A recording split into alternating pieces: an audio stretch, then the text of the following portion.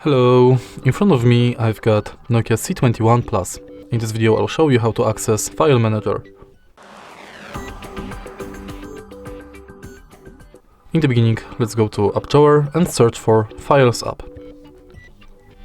Enter it, and now from this app you can clean your junk files, browse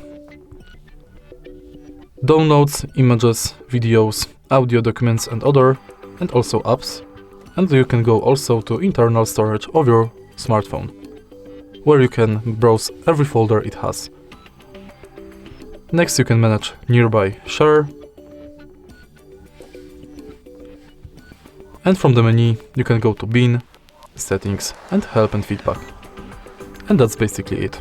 If you find this video helpful, please leave like, comment and subscribe.